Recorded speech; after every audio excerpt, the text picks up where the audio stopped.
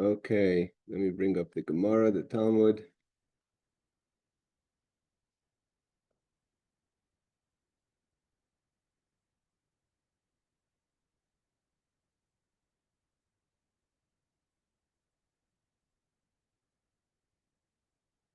Yeah, Avi, we're just about to start.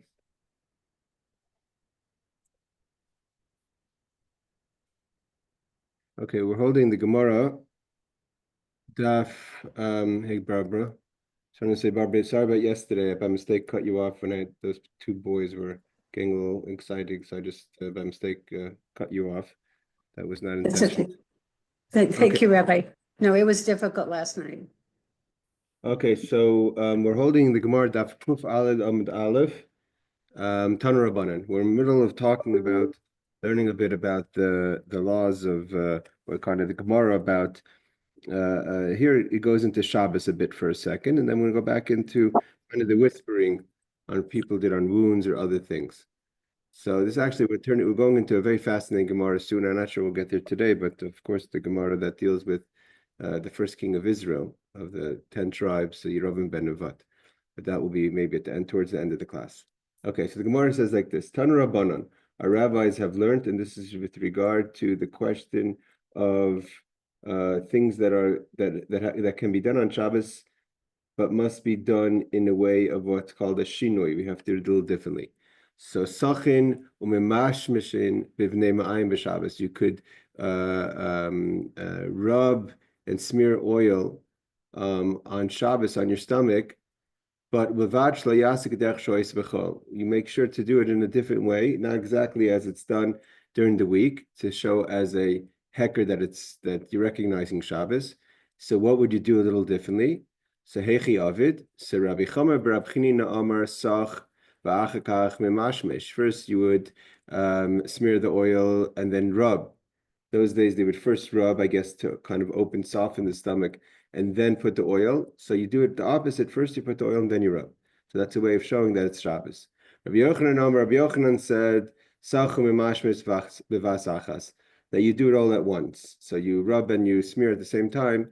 So it's not exactly as you do in the week. So you're showing as a something, you're making a shinoi, a change for Shabbos. Rashi says, okay, sach v'achkach memashmesh is havi shinoi b'chol derech l'mashmesh v'achach l'soich. So Rashi says, like I said, that what is the difference that you're doing now is that if you're going to first smear the oil and then rub, or rub and smear together, then it's different how you do in the week. Because in the week first you would rub it, kind of, I guess, to soften up the tissue, and then to put the oil in, so it should be kind of open for receiving and relaxing the stomach. Okay. Hey, Bruce, we're holding on page 101 in the thick lines, page 1.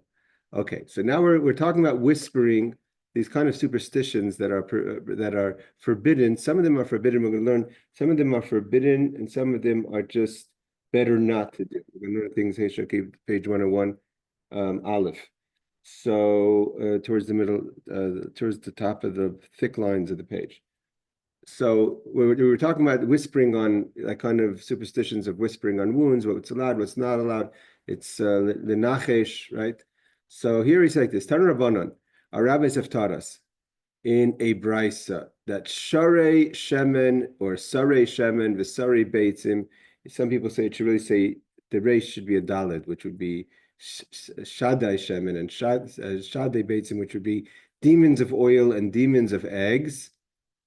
So mutarin lishoel bahem, you could consult in them. Again, these are talking about demons that kind of you use the oil or the eggs to kind of communicate to demons. You have to remember, today, it sounds, demon talk sounds maybe something out of the box, but back in the day of the Talmud, demons interacting with people was much more common. That changed over the generations with Rabbi Chanina ben Dosa banishing them, the Baal Shem Tov, etc. Ella mipnei shemechazvin, but it's not a good idea because they deceive you. So the question is, why is it allowed? Is it allowed because it's not going to help, because they deceive you? That's how some rabbis learn it. So it's not really consulting in the demons. They're just going to be counterproductive, so to say, or it's not good to do it because they're going to deceive you. So it's not worth your while. So now the Gemara says continues. Lo chashin, you could al shemem shebekli. They would whisper on only on the oil in the vessel, like in a tub or a bottle. It's not the custom to whisper on the oil in the hand, right? You would put oil in your hand as the final, so to say, receptacles before you rub it on your body. Therefore, you don't have to be careful if you get handed oil from the hand because no one whispered on it, because they would only whisper if it was in the bottle. And therefore you shouldn't just go, if you go into today you don't even think about these things. Imagine you had to go into a store and be concerned if you should buy oil in a bottle or in a jar because maybe someone whispered on it. Maybe if it was closed and sealed, it wasn't whispered on. But the obvious question over here, just what's called the klotzkash over here, is any oil that's in someone's hands could have been initially obviously in a bowl, in a jar that someone could have whispered on it. Maybe the whispering, when it changes locations, it changes its potency or something. He's saying that what we said before about that the demons are mechazvin. They kind of they're deceiving in their communication with you over the oil. That's what Rashi says. So therefore, it's not worth to do it. But the Rivash brings down the truth of the Ramban Nachmanides, that the reason you're allowed to consult with the oil, the demons of oil, is because they're deceiving, and so therefore just they're wasting your time. So, but if they wouldn't be deceiving, maybe it'd be more concerning. Now we're going to see what happens to people who didn't take the Gemara's warning, so to say, and you could get it could be damaging to your physical body and counterproductive to what you're trying to achieve with rubbing the oil, because they have some sort of demon energy in it. Okay. He says, Rashi says, Shari Shemen Yesh Maisa Shadim. There's a kind of what's called Maisa Shadim, means demon work. Sheshayim Aidei Shemen, that they do it through the oil. They communicate to the demons through the oil. Vikari Lai Sare Shemen. So Rashi says it's not a spelling mistake. It's called Sare Shemen. Behind Sare behind V'yesh Shalom B'Shveifer Shabbeitz V'Kardan Sare Beitzim. Okay, so there's people asked through eggs and asked through oil. But the reason is Rashi says but they're deceiving. So if you're trying to get why do people always want certainty? How much would people pay for it in life? One of the biggest sellers you could sell to someone is certainty. When someone talks with certainty about a subject, if you're in doubt, certainty is a big sell. So who has certainty? Someone who knows more than you. The demons, evidently, the feeling by people are that the demons know more than we do. They're spiritual. They know, they're kind of interact in the higher worlds, and they're more familiar with what's going on. So people are very into trying to gain certainty in their life. But the problem is, if they're mechazvin, if they're just deceiving you, so that certainty is not there. So Rashi says, those who would do demons work, so that they would kind of try to communicate to the demons through the oil. They would only do it with oil in a jar or in a bottle or in a vessel. But they wouldn't do it with oil in the hand. It doesn't help. It has to be oil in the jar. Like I said, the obvious question is, there's no proof that the person, if you have oil in the hand, it didn't come from a jar that someone whispered in. You don't have to be concerned about oil that comes to you by hand. You don't have to be concerned that someone did demons work on it. They don't have the sakana. We're going to learn in a second. It's not just that they're kaisavim, that they're deceiving. First of all, we learned before that they have anger issues. So they could get you. They could get upset at you if you bother them too much. Dealing with demons is not a good start. Where do we know the famous story of someone who dealt with demons? King Solomon. King Solomon, when he built the temple, he captured the king of the demons. He captured Ashmedai. The whole story, the Medrash tells us how Yehoiada, they caught him through his wine. But there was those days, it was even Solomon consulted in demons to help him in building of the temple. So he says over here, Sari Shem and demons of oil. So several sources cite the variant reading demons of the thumb. Other source explains that the demons of the thumb are demons of oil. All right. In several places, Sefer Chassidim details are provided with regarding to the manner in which one may consult them. All right, this is all above my pay grade. Because they are deceived, they deceive. The version in the Gemara is cited by most commentators is due to the fact that they deceive, and according to that very version, it is permitted to consult them since it is a foretell to do so because it doesn't help you. They're not going to give you any information. If consulting these demons were effective, it's possible that it would be prohibited to consult them, as that could be considered a form of sorcery. So says the Ramban, like I said. The Ramah explains, what does it mean that they would whisper into the oil of the jar, not oil in the hand?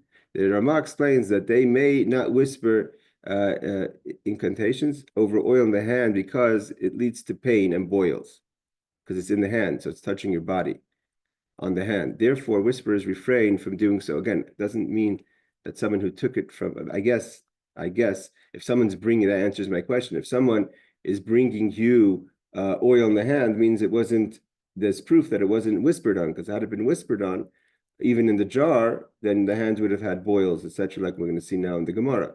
So the fact that it comes in someone's hands and there's no effect of the oil in the hand means you don't have to be concerned. Whereas in the jar, you don't know if someone whispered, and if you take it from the jar and you smear it on your body, you may have get boils or the other things that happen to a person when they touch oil that's been whispered on. It means communicated through the shade and through the demons. Again, this all sounds like hocus pocus, but again, in times of the Talmud, even at the end, what happened was the Medrash tells us that King Solomon was he overreached, and the king of the demons was too tough of a customer for even King Solomon, and he ended up banning King Solomon and taking over his identity. The first identity theft was in the story of King Solomon being his identity being stolen by the king of the demons. Okay. Rabbi Yitzchak bar Shmuel bar Masra ikla lahu ushpiza. This is a story of the Talmud. Talmud tells us now a story of what happens to someone who's not careful of whispering over the oils. So Rabbi Yitzchak, the son of Shmuel, the son of Marta, went to a certain inn. Ushpiza is from the word inn, like ushpizin. Is Aisele mishcha b'mana, and they brought him oil in the vessel. Right, so we said you have to be careful about oil in the vessel. Shaf nafkale simche ba'ape. So he rubbed it on himself, and that's what he would do. And immediately boils developed on his face. So it had immediately the reaction of obviously oils that had communicated with demons. Nafik l'shuk, goes out to the market. Chazisa he itza, some woman who must have been herself a sorcerer, a woman who practiced magic and was able to identify it. Amra, she told him, Zika de chamos ka chazene hacha. She said to him, I see here the evil spirit of Hamat. So this Hamat was in the oil. Avdele milsa ve'itase, and she healed him. She did something. So again, she identified it. She knew how to deal with it. But you see clearly, you have to be careful about using oils in a bottle. Shaf sach shemen befanim. Rashi says, Rabbi Yitzchak, his name is Rabbi Yitzchak, right? He rubbed oil on his face. Tzmachin ababuas. Ababuas means boils. Boils came on his face. Zika decham rucha shel oisei shade. Shishmoy Chamas, she says, I see the spirit of the shade called Chamas, and that's on your face that caused the boils. You have to remember, even the thing Rashi in the Chumash says, talking about demons, that when Noah built the ark, he let in. It says he let in all the animals and all. So it says that he let in also the demons. The demons had to travel on the ark. Had the demons not made it on the ark, maybe there would have not been any demons. The demons are called mazikin. What their purpose is really, they're just destructive. They don't really have majorly a positive purpose in the creation. They're known as mazikim. And there's a lot of halachas. Again, the reason why we say Me'ein Sheva, we learned this in the laws of Kitzur Shulchan Aruch. The reason why we say Me'ein Sheva, the bracha on Friday night after Shemona Esrei, is only Friday night. Even Yom Tov we don't. We have a special blessing that we say to stay longer in shul. The reason is not because we have to make that blessing. It's just that no one who comes late should leave alone from synagogue on Friday night because of mazikim, of demons. So in those days, the synagogue was kind of on the outskirts of the city. It was dangerous to walk at night. It was a danger at night to walk back in the days. Reb Chanina Mendoza kind of pushed them that they only have a few days a week to work. He cut their workload from, I think, Wednesday and Friday night. I think that's when Rabbi Chanina Mendoza gave them, if I'm not mistaken, maybe one more night. And later they were banned totally. Okay. The early, but that means they were banned from cities, from communal areas, but they're still in places that are not occupied. The early commentaries cited a variant reading that the spittle of a witch named Hamet was here. Okay, either way, Rabbeinu Hananel, there's some sort of hocus pocus in this oil that caused him to get boils. Okay. Now we're going to continue. Amr lay. So Rab Abba Rabba Bar Mari. Rab Abba said to Rabba the son of Mari. It says in the verse in Exodus, right? Right, this Parshas B'Shalach, I believe. All the illnesses that have been in Egypt. Egypt was a place that, from the Torah, evidently in the times of the slavery, was a place that there was a lot of disease. So I will not put any disease on the Jewish people. Why? I'm God, your healer. So obviously the Gemara is going to ask the obvious question, is that it seems, the pasuk seems, this is a verse in the Chumash. This verse seems to be confusing. Why? So he says, if God's never going to put the diseases in the first place, why do we need healing? Healing is only if there is a disease, there should be healing. Amrlei, so that was the question that he asked.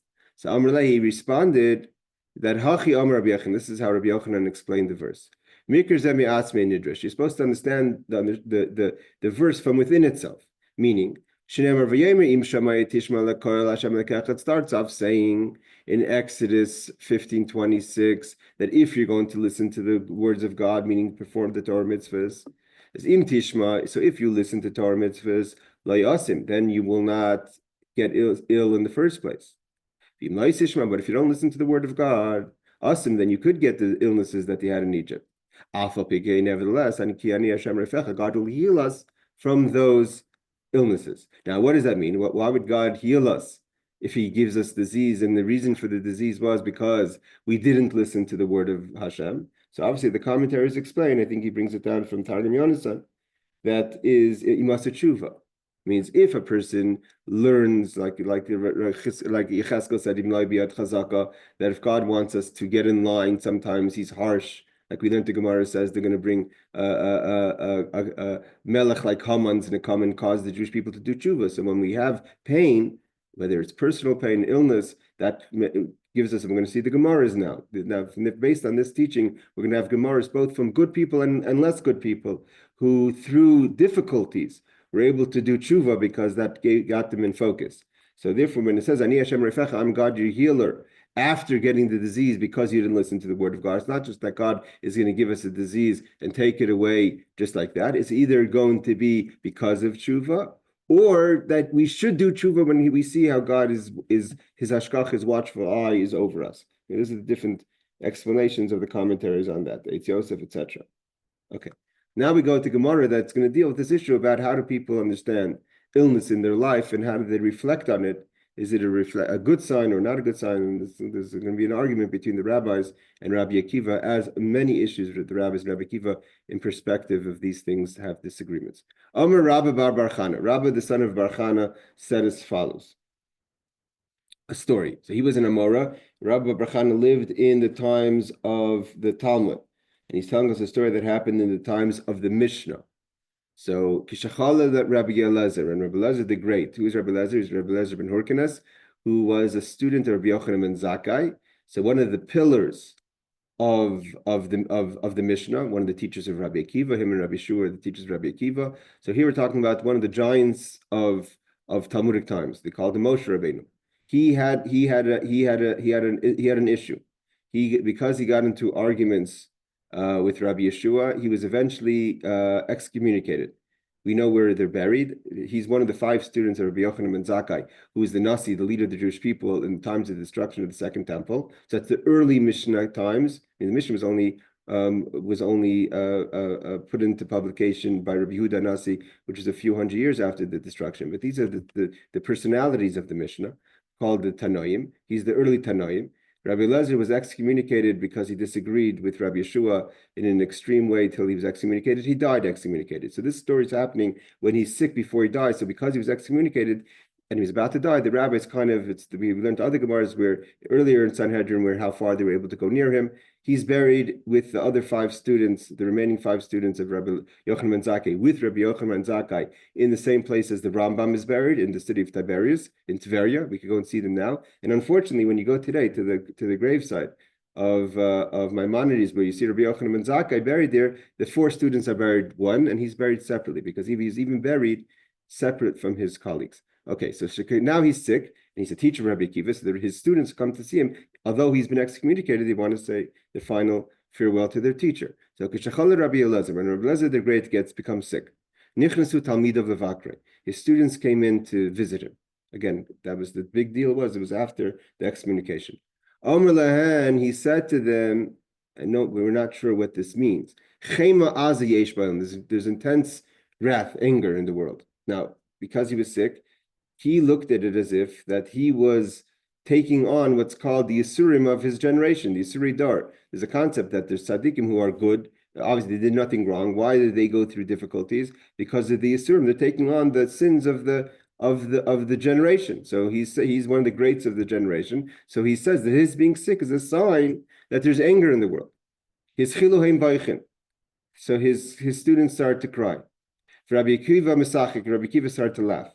Again, there's many times Rabbi Akiva had a totally different worldview than his colleagues. He looked at everything positive. Everything to him was a sign of positivity, while to his colleagues, they always looked at it for the reality, what they saw at the moment, which they weren't able to see past the pain. Rabbi Akiva was always seeing past the pain. So Rabbi Akiva is just laughing. He says, what are you laughing about? Our teacher is ill. So he said back to his colleagues, why are you crying? We see a Torah, meaning their teacher, Rabbi Eliezer, they called him the Torah, is sitting in pain and we're not going to cry. So here Rashi says, I'm not sure why Rabbi Steinsaltz mid-conversation puts in the Rashi, but here we go. There's great anger in the world. So Rashi learns, and others don't learn like that. Rashi learns that Hashem was angry at him, and therefore he's sick. But there's the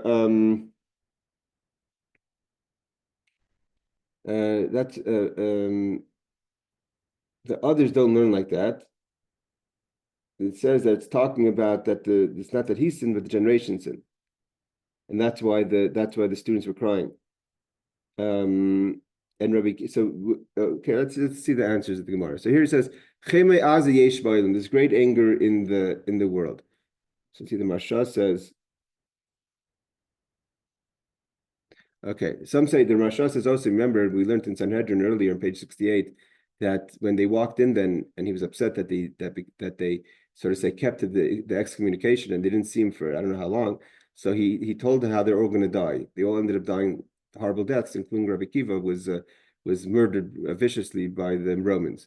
Okay, so he says, some explain, that's why they were crying. Some explain that Rabbi Eliezer was certain that his suffering was not caused by his sins, and he concluded that the suffering was due to the sins of the generation. Apparently, the visiting sages, in keeping with the sages' established conclusion that the righteous suffered due to the sins of their generation, agreed that this was the reason Rabbi Eliezer's suffering, and that is why they cried. Rabbi Akiva thought that Rabbi Eliezer's suffering was caused by his own by his few sins.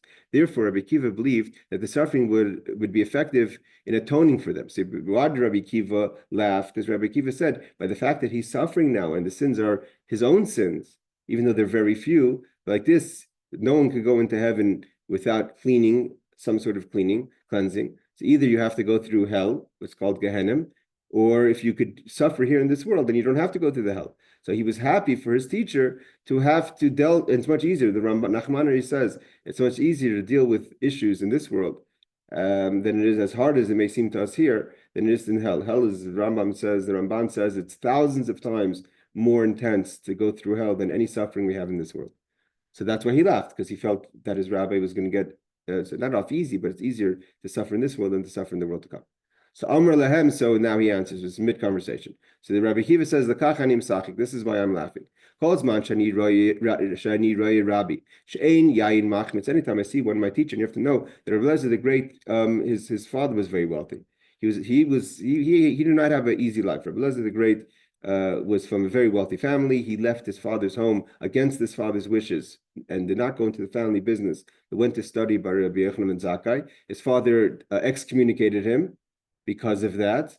And only after he saw how great his son became, that all the teacher, he was the teacher of the generation, did his father take off his excommunication from his son, and he was able to inherit. So he ended up being very wealthy. But at the end, he suffered again. So here, Rabbi Kiva is saying, every time, and Rabbi Kiva himself had the same experience of suffering from his father-in-law, etc. So calls manchani roi Rabbi, as long as he might teach that his wine doesn't spoil. It means everything is going good in his life. His flocks doesn't get damaged. His oil doesn't get damaged. The oil doesn't come runny, which was I guess a bad sign for so it's not oil, there's honey. So the honey would become loose. All these things that were would be a financial burden on his teacher. So everything was going right for him. He was living the good life, so to say. Amarti, I say to myself, so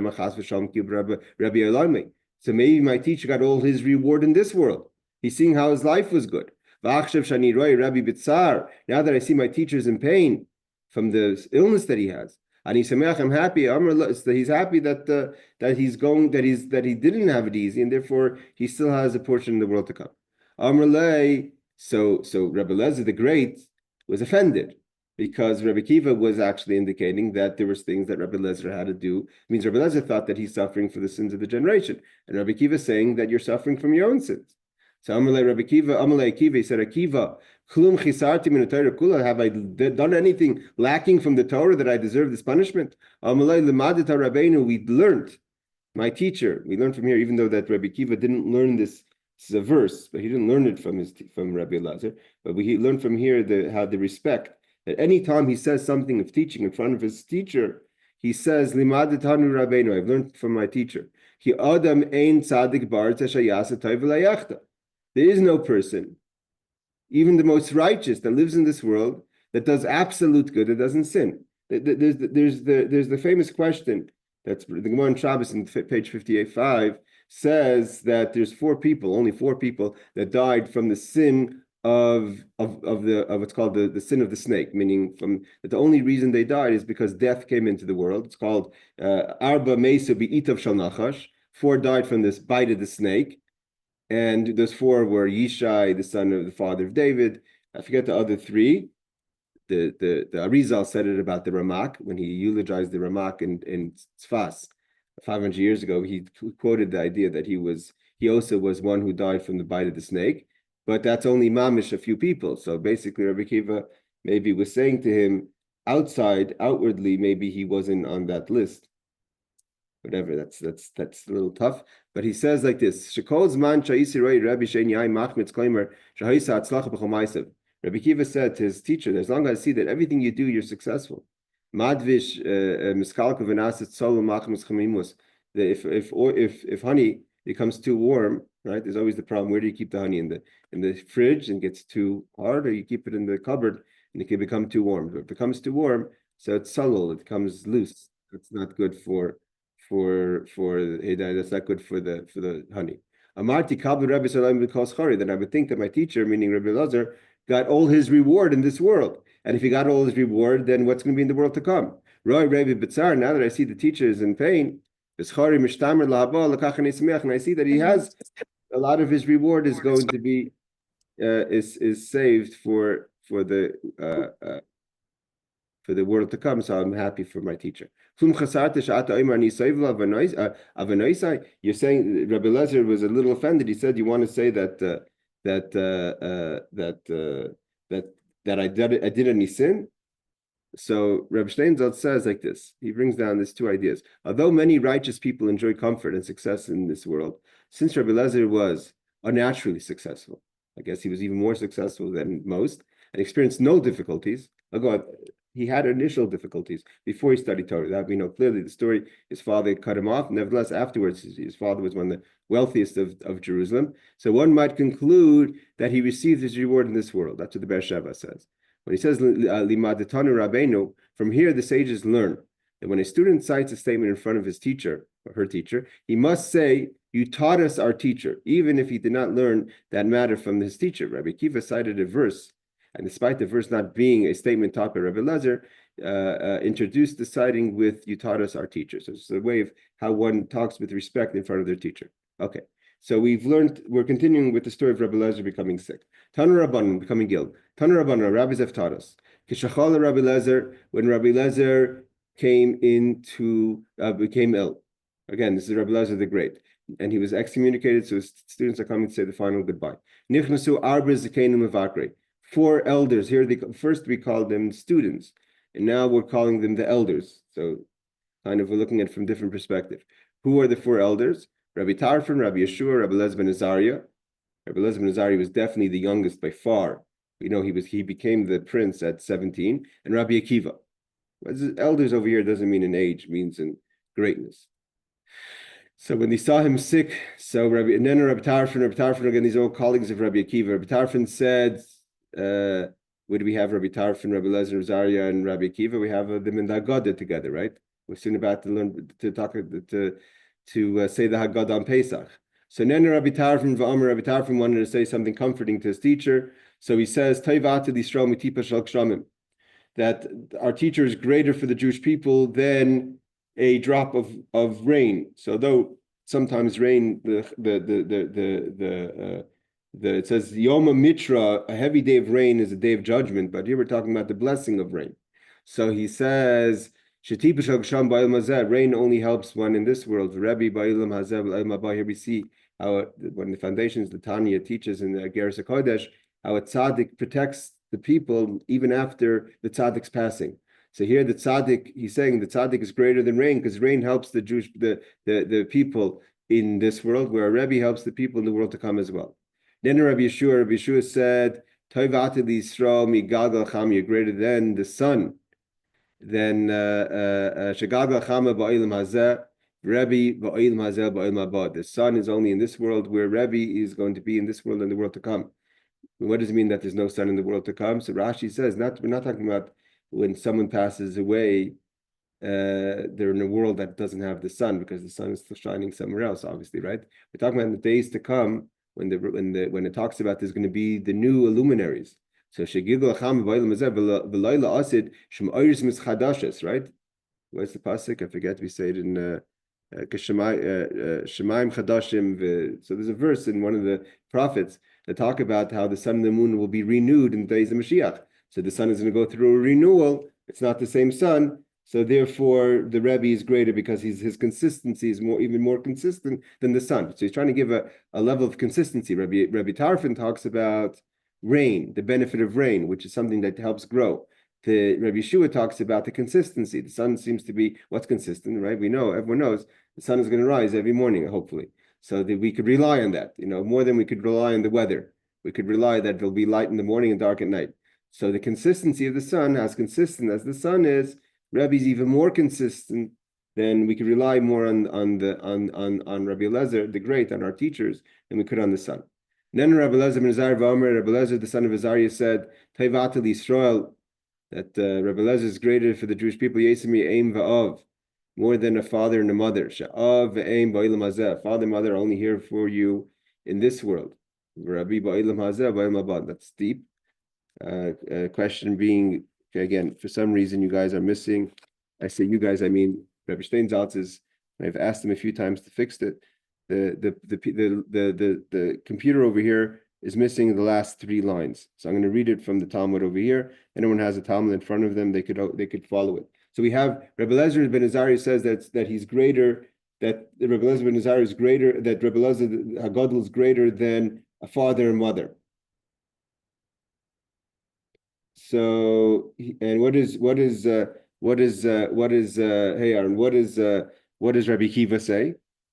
So they're all saying positive things about Rabbi Eliezer ben Azariah. And then Rabbi Akiva says, Chavivin Yisurim, how great are suffering. Great are those who suffer. So here they're talking positive, and Rabbi Akiva again starts that he's happy that he's suffering. Amr Lahem, so Rabbi Eliezer the Great was taken aback. I'm reading, you're missing this on the bottom. Amr Lahem, he says, Samchuni, support me, sit me up in my bed. Ve'eshma divri Akiva talmida, let me hear what my student Akiva is saying. Sha'amr Chavivin Yisurim, that he's saying how great it is to suffer. What does that mean? Amr Lai Akiva, he says to Rabbi Akiva, Rabbi Eliezer, Zumi Nainlach, how do you know that suffering is a good thing? Amar Mikra Ani Dairis, there's a pasuk I have. Here he doesn't say Lamdeinu Rabbeinu. He doesn't say, because maybe it's not as obvious. Before he quoted an obvious verse, Ein Tzadik Ba'olam Shleimes. There's no righteous person in the world, so everyone has sin. But here he has to learn it from a limud. A limud, he didn't want to attribute it to his Rebbe if his Rebbe maybe didn't agree with the limud. Because Minayin Lach, how do you know that Chaviv and Yisurin? It's a big idea in Judaism about what does it mean to how to accept suffering in life. So Amar Mikra Ani Madarish. It says, talk about Menashe. Menashe is we learned about Chizkiyahu a few of the past few months. Chizkiyahu was the very righteous king in the time of Sanhedrin. We learned all that story, how the Sanhedrin came and the miracle God made with Yeshaya Navi. His son was Menashe, a horrible king. So one of the most righteous kings. His son is one of the worst kings of all time of the kingdom of David. And so it says. So what does the verse go? So Ben Shteimes Shana Menashe b'Malchai. When he was 12 years king, he was a horrible king. He murdered. He everything his father did. He destroyed. He brought in idols. It was a horrible time for the Jewish people. And he was 55 years. He was the longest king, 55 years. He became king young, and he was 12 years old when he became king. And he did bad. So he does evil and he gets punished. What was the story with Menashe? Sorry guys, I'm just going to not sure what happened there with the Zoom. So we're going to go to the next page.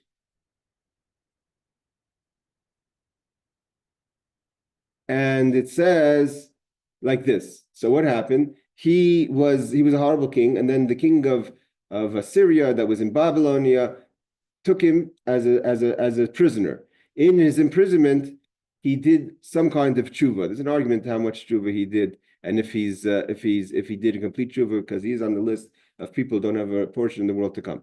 So he did repentance and he was sent back to Jerusalem. They say he wasn't as bad, but he was far from perfect after he came back. So what is Rabbi Akiva proving from here? That because Menashe suffered, he did tshuva. So suffering is a good thing.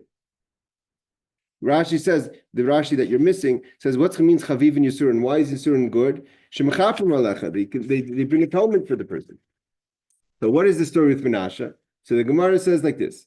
It says about the greatness of his father Chizkiyahu, the king Chizkiyahu.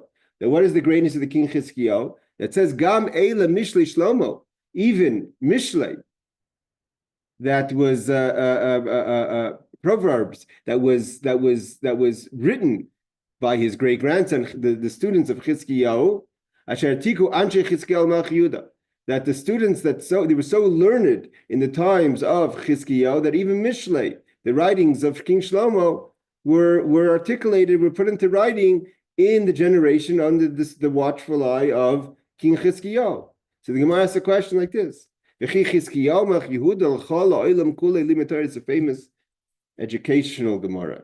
It's about how we understand education. So it says, the Gemara says, here we have Chizkiyahu who taught the whole world Torah. We learned before, he put a sword down in the Beis Medrash, and it says, whoever doesn't learn Torah, you don't have to deal with the sword. So it says, Chizkiyahu taught the whole world Torah. Well, Menashe he can't teach his own son Torah. Menashe is a horrible king. What happened? Why didn't his father educate him? So here we learn sometimes success in education is not about effort, as we have to put in a lot of effort. Sometimes it's like my father's grandfather used to say that children are a mazel. It says, the Gemara says here, this is one of the basis to this idea. All the toiling that Chizkiyahu toiled on behalf of his son to educate him. We call and all the work he did.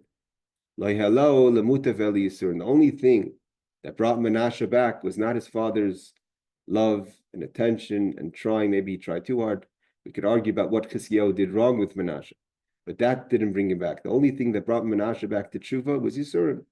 So this is what Rabbi Akiva says, Mikra Nidarish, that if our rabbi is suffering, it's good because Yisurim brings kapara. So our rabbi has a kapara. So everyone else is looking only at the positive, that his suffering is going to bring blessings. and he's looking at Rabbi Eliezer. So the questions you could analyze this is we could go into a deep conversation about who has a better approach in general, Rabbi Kiva or the rabbis. In general, Chassidus always takes the opinion of Rabbi Kiva. Many times the rabbis are crying when they see the animals on the Temple Mount. Rabbi Kiva is laughing. He looked at it beyond the pain. So the rabbis are looking could only see the rabbi in his perfection. So if he's suffering, must be that he's suffering for the pains of the generation, and therefore there's going to be a blessing for the generation. Rabbi Kiva is able to get personal with his Rebbe. And he says, that everyone needs to go through a cleansing, everyone needs a kapara, and he's happy for his teacher. He's able to have a proper conversation, not to wash things over and just attribute it to the generation and attribute it that's going to be schusim. He says that he's happy for his teacher, that Yisurim is machaper, you see what Yisurim, because we see the power of pain, that even Menashe, all the efforts that his father didn't help, but a little bit of God taking him down, and they say the suffering of Menashe when he was imprisoned was incredible. He went through incredible suffering. So what happened? How do we know that he did tshuva?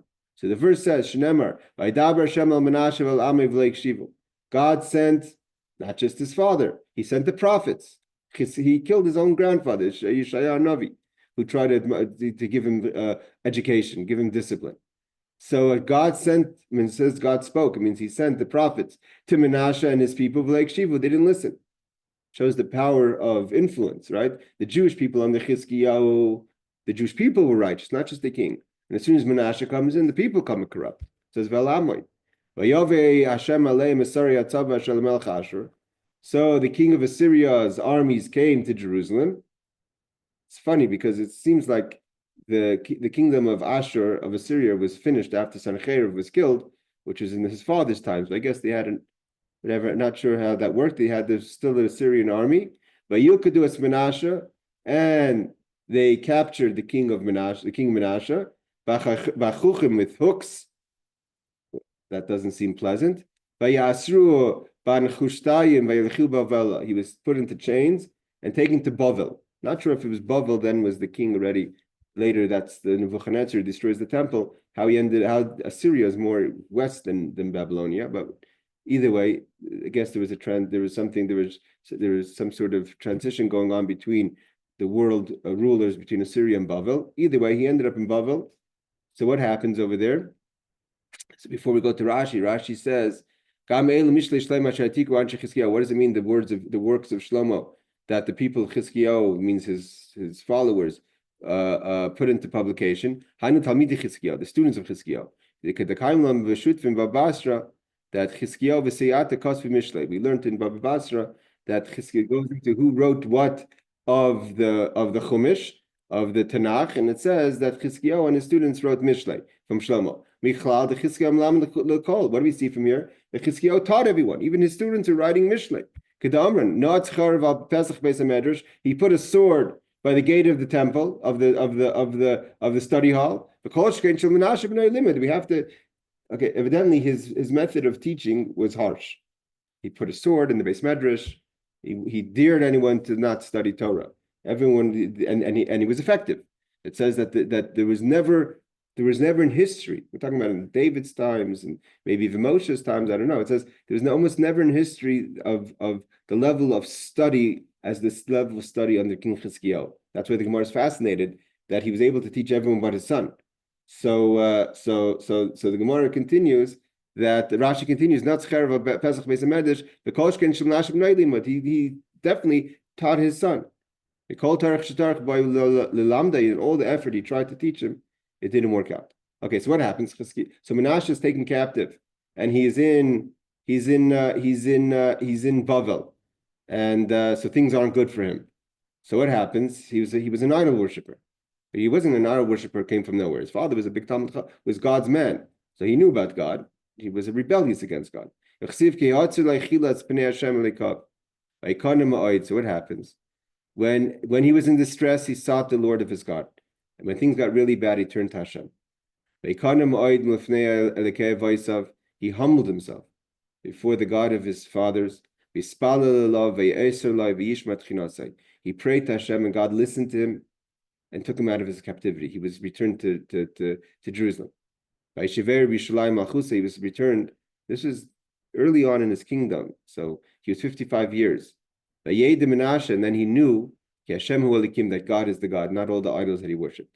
From here, Rabbi Kiva learned Shechaviv and Yisurin, how great it is to be afflicted with Yisurim, with pain in life, because Yisurim could bring a person to tshuva.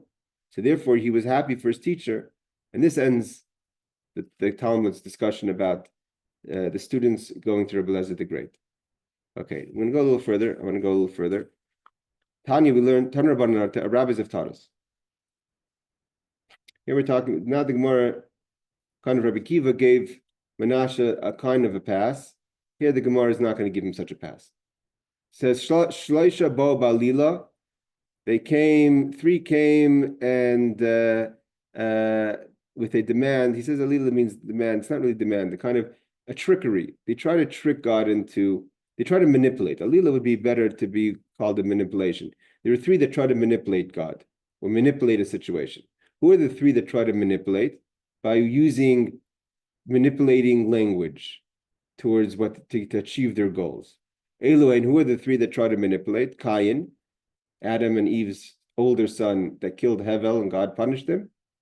Esav, the elder son of Yitzchak and Rivka, Yaakov's brother. And Menashe. Menashe also tried to manipulate God. Cain, and God kind of responded the way they wanted to their. He allowed himself to be, so to say, God, the Havdil, to be manipulated. Cain, what does Cain do? Cain says to God, when God wants to punish him for killing his brother Hevel, right? Says, God, my sin is too great to bear. What does it mean? What did he say to God? Amr Lefanov, he said to God, the master of the universe, am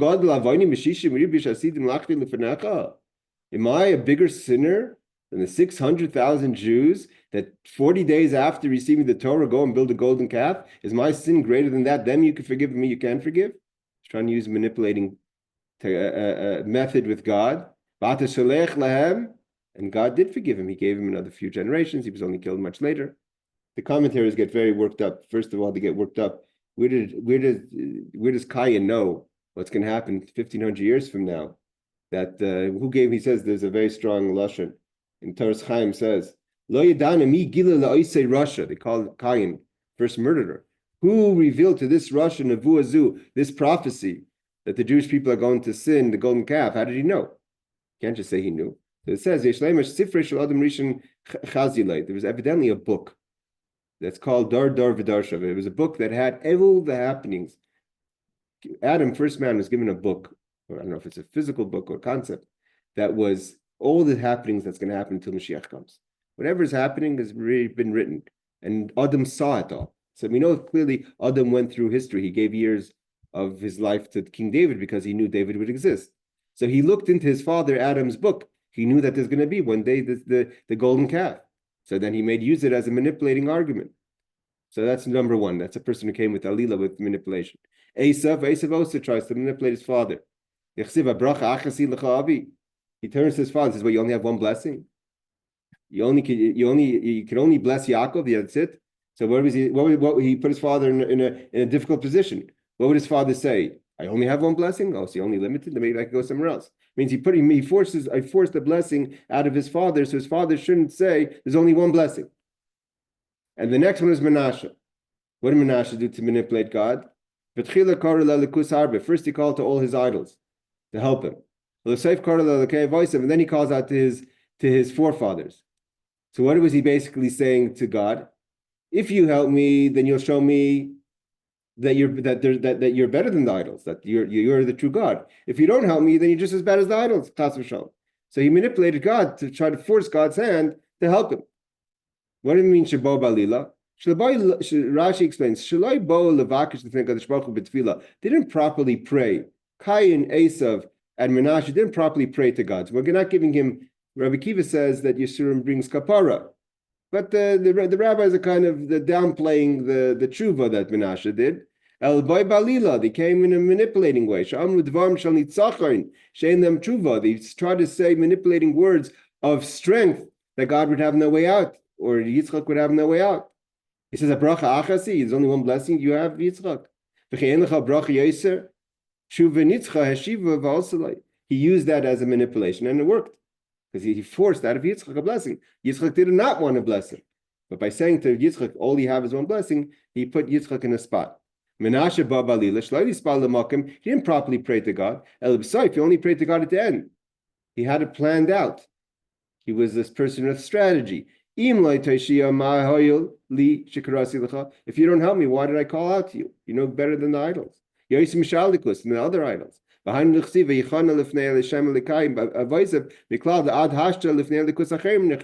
says it wasn't like right away he humbled himself to God. He humbled himself to God only afterwards. So here Rashi Rabbi Sheinzat says this. Some explain, although their contentions were false, in their opinion, there was no legitimate response to their contentions. In order to prevent their drawing the conclusion that there's no divine justice, God acceded to their demands. Rasha says, not that God didn't have an answer. He could have not given Yitzchak Esav a blessing. He could have told Cain too bad. And he could have told Menashe, well, that's what happens, right?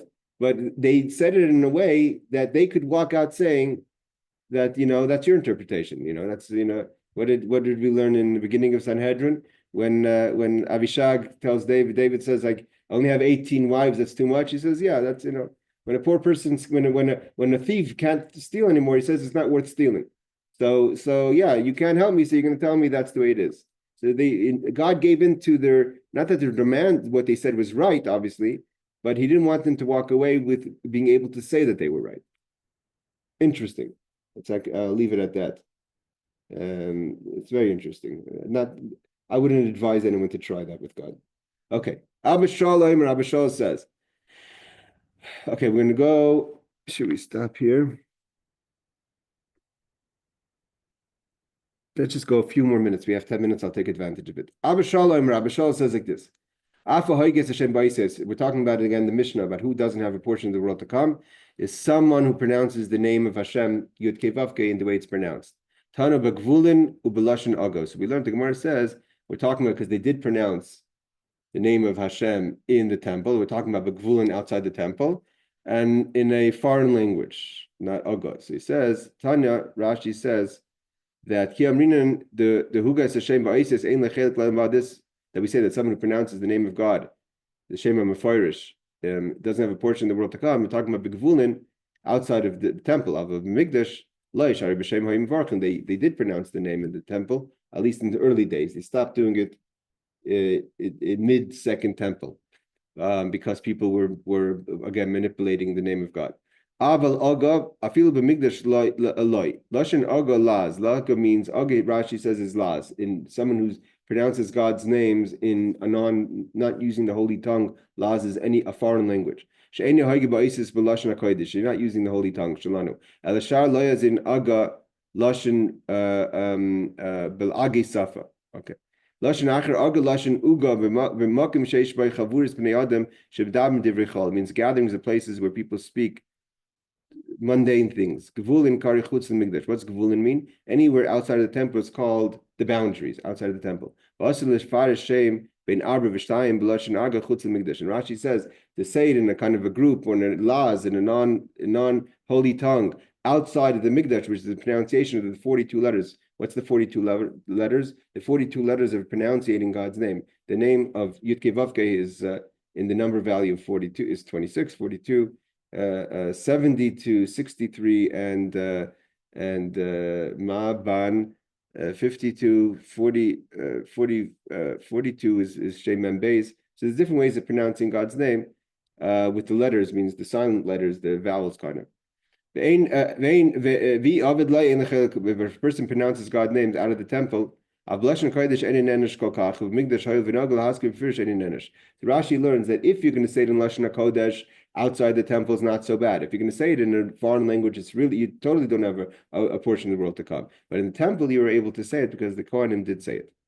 There are several explanations to this phrase. See, Rashi, some explain that the reference is to reciting the name in a manner that deviates from the vocalization in the verse. Others explain that it refers to reciting the name of God in a foreign language.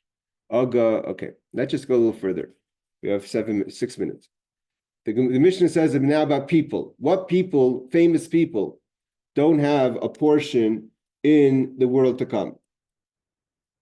Not a good list to be on. we learned that there's three kings and four commoners, not kings. Tanur Rabbanim, we learned that rabbis taught us.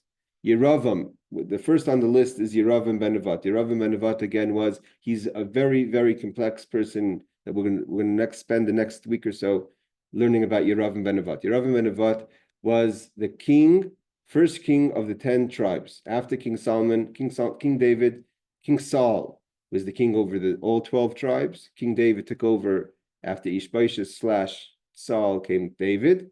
Once David was king, that is kingdom. Malchus is only for the family of Judah and from the family of David. You have to be a descendant of David to be a king. However, David's son Solomon took over after him. Solomon was punished. We're going to learn why. Achia Shaloni, in the name of God, told him, because of David, you're going to have one tribe, 1.5 or 2.5 tribes, Benjamin and part of Levites, whatever. He is going to have a small portion, which is the south, called Judah. And what we know as the Shamron, today they call it Yehuda v'Shamron, Samaria, that is Shamron. That was the representation, that was the capital of the north. The first king that was the king of the north, of the 10 tribes, is Yeravam ben Nebat. What happens to the 10 tribes? We learned they were taken 100 years before the first destruction. They're not, whoever kind of trickled down from the north to the south are what's today the Jewish people. We are today the Jewish people as we know them today are the descendants of the kingdom of David. The 10 tribes as they were exiled, not to be seen until Mashiach comes, according to some opinions. Right? There's all arguments who they are. But they were exiled in the time of the first temple by Sanhedrin, which is what we learned about. Who was their first king? Yeravam ben Nebat. He was a very good king. He was a good contender. Let's put it that way. He was very righteous. The problem was he was too righteous. And he was very learned. They're going to learn that he learned things that no one learned after him. I mean, he was a great genius in Torah, but he had ego. That's what we're going to come down to. What his downfalling was ego. And as soon as he became king, his ego got the better of him, and he led the people astray. He built idols in Dan. He built 2 golden idols, and the Jews never recovered from the sins of Yeravam ben Nebat. Means he had so much potential. He was one of the people with the most potential, but ended up becoming the most corrupt and one of the worst people of history, till the Mishnah says he does not have a portion in the world to come. So now we're going to analyze who Yeravam was. So what's his name, Yeravam? Look at his name, analyze his name after, Monday morning quarterback and try to figure out where did we see in his own name that he's trouble. So it says Sheri he's called Yeravam is because he who debased. He put the people aside. He went out and he led the people astray. Others people say that he engaged in homosexuality. Davar acher, that's what the word riba means. Riba is that. Davar acher Yeravam sha'asim riva ba'am. He caused argument amongst the people. He split the Jewish people. It means that though there was a split kingdom, but that we see how bad it is to bring machlekes between the two kingdoms. That's why he was called Yeravam. He brought a distance between God and the Jews because of the idols. Who is his father? Nebat. What's Nebat? Shenibat v'layra. Another person who didn't understand what they thought they understood, and they misread it. We have a lot of people in history that we're going to learn about. Batya, Potiphar's wife. Why did Potiphar's wife want to be with Yosef? Rashi says she saw that she's going to have children from Yosef. She saw that she's going to be with him in the world to come. She just didn't understand how. Achitophel. We're going to learn all about people who overreached, didn't understand. There was Korach, right? Korach also overreached. Korach saw greatness. It wasn't his. It was Samuel. People who thought the greatness was theirs, and really it was their descendants. So that's just done a little bit. I just want to get a little bit into Yeravam ben Nebat. Sheriva, Sheriba tzes Yisrael v'shpilim. He brought them lower. He brought them to idol worship. Asim riva ba'am heriva elu im elu be'esek avad chavim za'ovid v'za'moicha b'yadei b'al demachlekes. He caused disagreements because people started to worship idols and those who were still faithful to God. So he caused an inner disagreement amongst the Jewish people. We see today the worst thing that could happen to the Jewish people is machlekes. Shenivat v'leira. What did Yeravam ben Nebat do? What did Nebat do? Nivat means he saw. Hayisaver lahabit yafa. That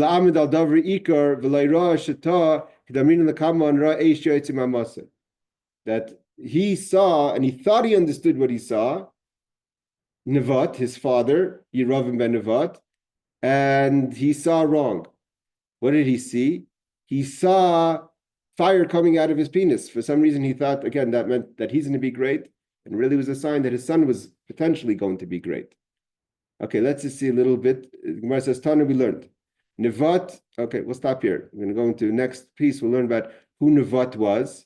I wanted to get into Sheva ben Bichri, very complicated personality.